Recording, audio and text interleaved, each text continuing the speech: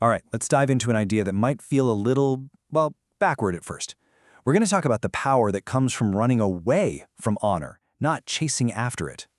But seriously, think about it for a second. How much of your day, your energy, is spent just looking for a little validation?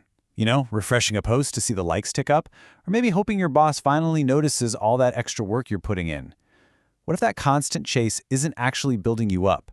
What if it's making you weaker? So where does this counterintuitive idea come from? Well, we're tapping into some pretty ancient wisdom here, and it suggests that the real path to a strong, settled mind is in a direction that, let's be honest, most of us are trained to run away from.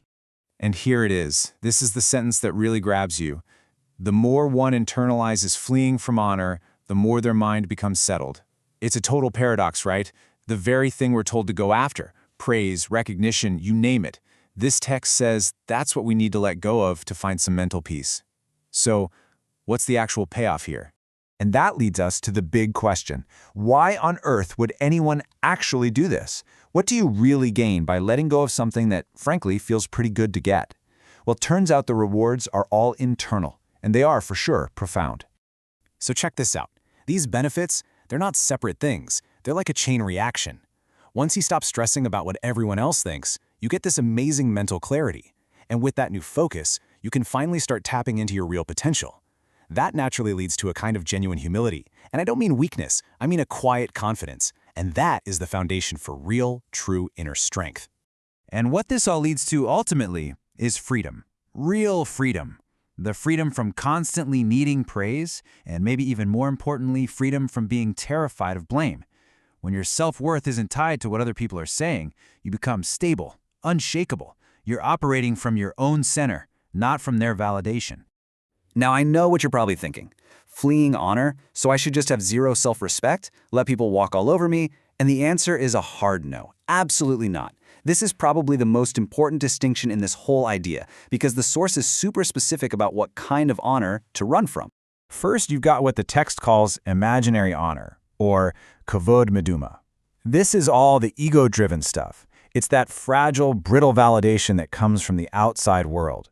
It's totally dependent on other people, which, of course, creates constant anxiety because it can vanish in a second. This is the honor you're supposed to flee from. But on the flip side, there's human dignity, kavod habriat. Now, this isn't something you earn. It's not up for grabs. It's inherent. It's that deep, unshakable self-respect that's just part of being human.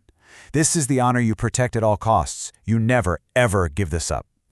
Putting them side by side like this makes it crystal clear, doesn't it? One is a fragile house of cards. The other is a deep-rooted tree. We're supposed to run from the ego, not from our own essential worth. So, now that we get the what, let's talk about the how. Okay, this is all great in theory, right? But how do we actually apply this ancient idea in our crazy modern lives? Let's turn this philosophy into a practical playbook that you can actually start using today. We're going to break it down into 3 simple, totally doable things. These aren't huge, scary life changes. Think of them as small exercises, little shifts in your day-to-day to start training that muscle of letting go of the ego. All right, let's walk through these. Number 1, amplify others. So next time you get praised at work for something your team did, try this. Just say, thank you. And I really have to give a shout out to Sarah, who killed it on the data analysis. You deflect that little ego hit and you build up your whole team. Simple. Number 2, act anonymously. This one's kind of fun. Make a pot of coffee for the office and just walk away. Pay for the coffee for the person behind you in line. The point is to do something good just for the sake of it, completely severing the link between a good deed and getting credit. And finally, number 3, listen to understand. This is huge. When you're in a disagreement, your ego just wants to win. But instead, make it your goal to truly, deeply understand where the other person is coming from. It shifts the entire dynamic from proving you're right to valuing their perspective.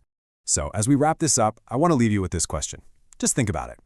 What is one small, fragile, imaginary honor you could consciously decide to let go of this week? Maybe it's the need to have the last word in an argument, or the need to be seen as the smartest person in the room. Or maybe it's just the need to get a few more likes on a post. The path to that settled mind we talked about? It might just start with that one small act of letting go.